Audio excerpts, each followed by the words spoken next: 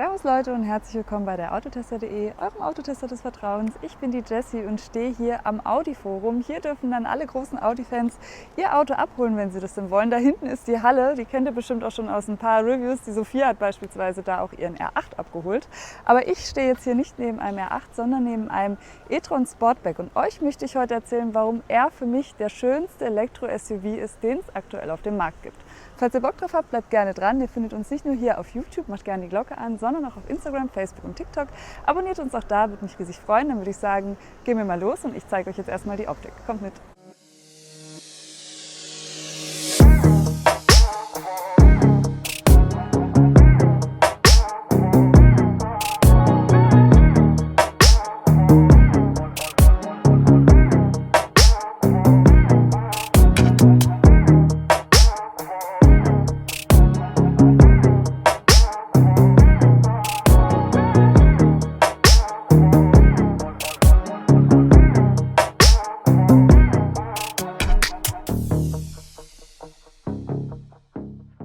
Vorne angekommen, schauen wir dem e-tron Sportback ins Gesicht und von vorne sieht man noch nicht so viel vom Sportback, nur dass er um 1,3 cm tiefer geworden ist als der Stangen e-tron. Wir haben hier ein Florettsilber drauf, das kostet 1000 € Aufpreis. Das gefällt mir ganz gut. Wir haben hier unten auch noch eine Kontrastlackierung, die zieht sich um das ganze Auto herum, gibt dem Ganzen so ein bisschen Understatement-Charakter. Dann haben wir hier an den Seiten die typischen Audi Blades, die heben sich in so einem schwarzen Klavierlack ab und hier unten haben wir dann nochmal eine für mich sehr zurückhaltende, aber trotzdem vorhandene Lippe. Hier vorne haben wir dann den typischen Audi Single Frame, aber so typisch ist er dann auch wieder nicht, weil, wie ihr sehen könnt, handelt es sich ja hier auch am E-Kennzeichen um ein Elektrofahrzeug und wir haben hier eigentlich fast keine Öffnungen, weil wir die ja auch nicht brauchen, weil wir eben keine Motorkühlung brauchen. Hier vorne haben wir dann noch das S-Line-Emblem, hier unten steht auch nochmal e-tron. Die Vorderseite finde ich wirklich schon sehr, sehr schön, aber zur Schokoladenseite kommen wir gleich auf der Seite. Wir haben hier übrigens LED-Matrix-Scheinwerfer drauf, die kosten 1500 € extra bzw. Aufpreis. Die würde ich euch auf jeden Fall empfehlen. Ja, spart nicht am Licht, Leute, das ist quasi Sicherheit, das ist das Wichtigste an einem Auto, nicht nur die Optik. Wenn wir jetzt hier im Profil sind, stelle ich mich hier mal rein. Das Auto ist 1,62 m hoch, also genau 2 cm kleiner als ich es bin. Es ist 4,90 Meter lang und 1,94 Meter breit. Hier an der Seite seht ihr dann schon eine sehr knackige orangefarbene Farbe. Die finde ich passt ganz gut. Ich glaube auch, dass es bei Audi so ein bisschen die Elektrofarbe sein soll. Wir haben hier unten dann 20 Zöller. Es gibt die 20 bis 22 Zoll. Ich finde auch, das Felgendesign ist sehr futuristisch und passt eben zu dem E-Auto oder zur Elektromobilität. Und wir haben hier auch nochmal orangefarbene Bremssättel mit 18 Zoll Durchmesser. Ja, und jetzt seht ihr hier an der Seite was vielleicht erstmal ein bisschen komisch aussieht oder ungewohnt. Und zwar haben wir hier die digitalen Seitenspiegel. Die werden ja ab und zu mal ein bisschen kritisiert. Schaut mal hier vorne rein. Wir haben hier dann nämlich die Kamera und ich zeige euch dann nachher mal von drinnen, wie das Ganze dann von innen aussieht und wo man da hingucken kann, was man alles mit diesen Spiegeln machen kann. Ich finde die wirklich gut und die haben natürlich auch einen praktischen Wert. Und zwar sind die gut für den CW-Wert, was wir gerade in der Elektromobilität wirklich brauchen. Dann haben wir hier um die Fenster nochmal so eine silberne Umrandung. Hier unten haben wir dann auch nochmal so eine schwarze Applikation und eben die Kontrastlackierung hier unten. Und natürlich sprechen wir hier von dem Sportback, also haben wir hier ein Coupé-Dach bzw. ein Fließheck und das macht für mich dieses Auto zum schönsten Elektroauto, was es derzeit auf dem Markt gibt und auch schöner als der normale e-tron. Warum ist das so? Mir persönlich gefällt halt einfach diese fließende Form, auch wenn ihr es euch jetzt nochmal im Profil anguckt. Ich weiß nicht, was ihr davon denkt, schreibt es mir gerne in die Kommentare. Für mich ist es wirklich der schönste rein elektrische SUV, den es aktuell auf dem Markt gibt. Jetzt gehen wir mal ums Auto herum. Hier hinten haben wir dann nochmal so einen kleinen Bürzel, Entenbürzel kann man es ja auch nennen.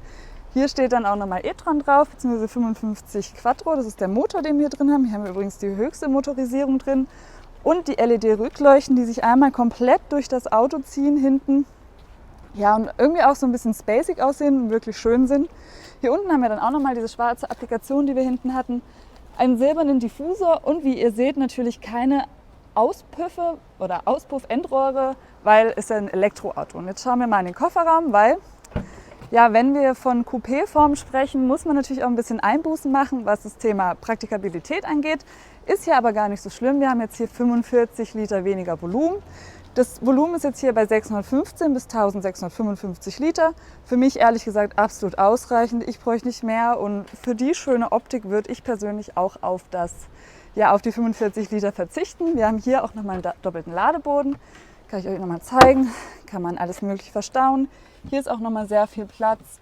Wir haben an den Seiten auch nochmal Platz und wir haben hier eben nochmal so ein Netz. Wir können auch die Rückbank umklappen. Das mache ich jetzt aber nicht, weil die möchte ich euch jetzt auch zeigen. Da kommt ihr jetzt mal mit. Wir haben jetzt hier eine Einbuße von 2 cm nach oben. Wenn wir reingehen, wie gesagt, er ist 1,3 cm kleiner als der normale e-tron. Ich springe mal rein. Ich bin jetzt natürlich mit meinen 1,64 m nicht der beste Vergleich, was jetzt Thema Größe und Platzverhältnisse hier hinten angeht. Schaut aber gerne mal beim Jan ins große Review rein, der ist 1,88 m groß. Da könnt ihr dann die Relation vielleicht besser einschätzen. Ich setze mich trotzdem mal hier hin. Ich habe nach vorne hin genug Platz. Ich habe nach oben hin mindestens 2 Fäuste. Ich bin ja auch ein bisschen kleinerer Mensch. Und sonst ist hier hinten alles passend, genauso wie außen in einem schönen Grau. Wir haben hier ja die typische Außensteppung von Audi. Wir haben auch die vorderen Sitze mit integrierten Kopfstützen drin. Auch die Mittelarmlehne finde ich ja ganz praktisch designt. Wir haben hier auch noch mal so ein bisschen Platz oder Fläche, um was zu verstauen. Hier vorne dann die Cupholder, die sich so schön reinfahren. Und hier vorne dann auch noch mal USB-Anschlüsse, eine 12-Volt-Steckdose und auch noch mal ein kleines Display für die Klimaautomatik. Aber jetzt würde ich sagen, springen wir nach vorne und ich zeige euch vorne noch den Innenraum. Kommt mit! Aber bevor wir jetzt nach vorne springen, zeige ich euch noch kurz, wo wir den e-tron Sportback laden können. Und zwar ist es für mich ganz clever gelöst. Hier geht es. Schaut mal, man drückt hier einfach auf diesen Knopf und schon fährt sich da die Klappe weg. Und hier können wir das ganze Gerät dann laden. Man kann bis zu 150 kW laden und der ist dann in einer halben Stunde bis zu 80% voll, was echt knackig und schnell geht. Und man kann sich auch optional auf der anderen Seite hier für 450 € eine zweite Andockstation bzw. Ladestation hinzufügen lassen oder konfigurieren. Das ist besonders praktisch, weil man dann das Auto nicht immer so hinstellen muss, dass es halt eben auch in der Garage oder in der Stadt passt zum Laden, sondern eben auf beiden Seiten die Möglichkeit hat, das zu tun. Und dann haben wir hier auch noch einen weiteren praktischen Grund. Und zwar, wie bei einem Porsche, haben wir hier vorne einen kleinen Kofferraum, in dem wir dann das Kabel verstauen können. Das finde ich wirklich super, weil wir das dann nicht im Kofferraum herumfahren haben. Den wollen wir für andere Dinge nutzen. Und dann würde ich sagen, springen wir jetzt nach vorne und ich zeige euch vorne den Innenraum. Kommt mit!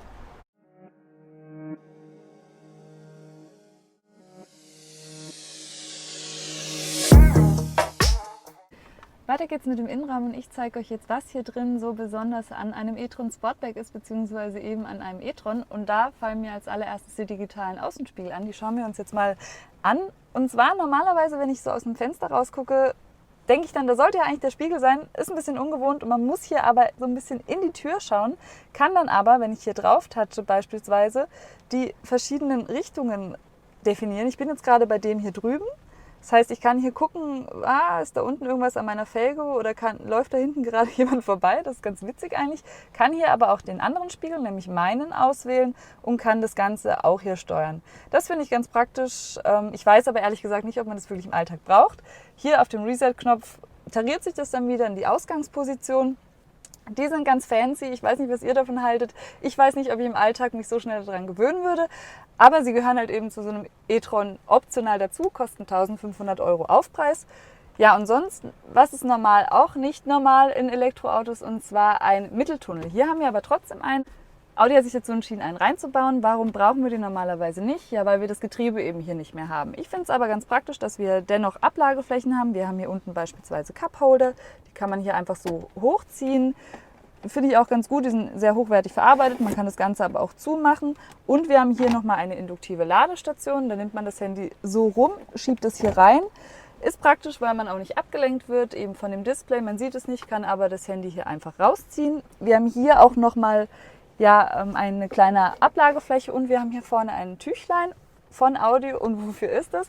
Für das Infotainment hier vorne, weil es ist relativ anfällig, was Fingerdoben angeht, ist aber gar nicht so schlimm, weil man hat das Tüchlein immer dabei.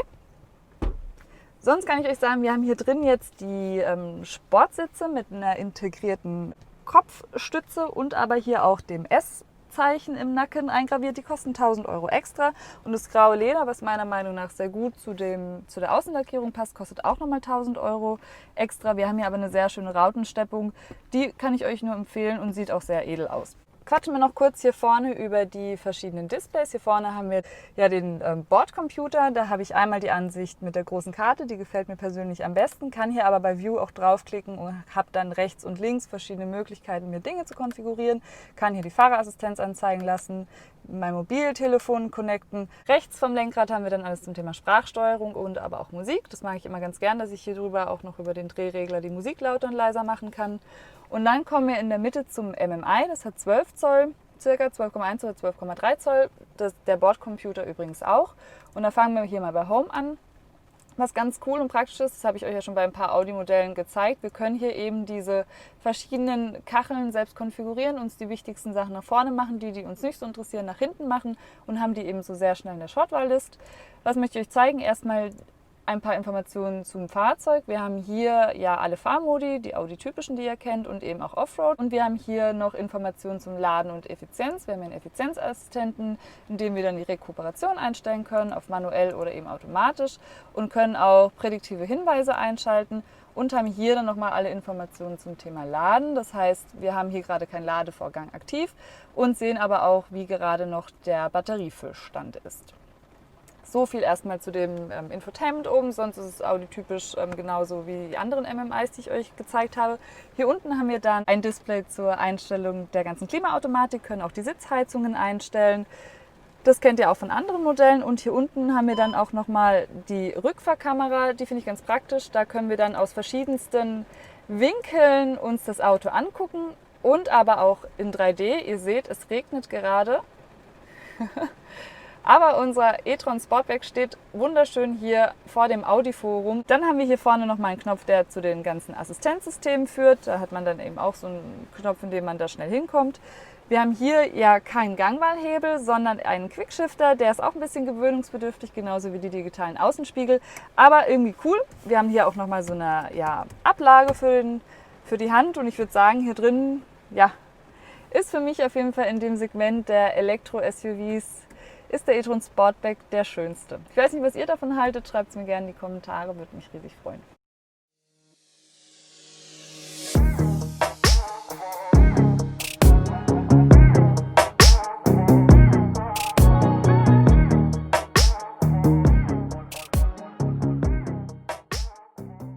Kommen wir zu meinem kurzen Fazit und der Beantwortung der Frage, warum der e-tron Sportback für mich das schönste Elektro-SUV ist, was es derzeit auf dem Markt gibt. Und der erste Grund ist natürlich, dass wir ja da einen sehr kleinen Konkurrenzmarkt haben. Wir haben einmal das Tesla Model X, das ist für mich nicht so gut im Innenraum verarbeitet wie der Audi. Wir haben aber auch den Jaguar I-Pace oder auch den Mercedes EQC. Die gefallen mir persönlich auch nicht so gut wie der e-tron. Aber es ist natürlich Geschmackssache. Schreibt mir gerne in die Kommentare, was ihr davon haltet. So wie er jetzt dasteht, kostet er 116.000 Euro. Er beginnt aber bei 71.000 Euro. In der größten Motorvariante, wie wir sie jetzt hier haben, kostet er 83.000 Euro. Falls ihr noch mehr zu dem Auto sehen wollt, dann schaut auch gerne beim Jan in das große Review rein. Wird ihn bestimmt tierisch freuen. Er zeigt euch auch, wie er sich fährt. Erklärt euch noch so ein bisschen was zum Thema Fahrdynamik und so weiter. Also falls ihr Bock drauf habt, schaltet gerne rein. Ihr findet uns übrigens hier nicht nur auf YouTube, macht gerne die Glocke an, sondern auch auf Instagram, Facebook und TikTok. Abonniert uns auch da und dann würde ich sagen, sehen wir uns beim nächsten Mal wieder. Bis dann, Freunde.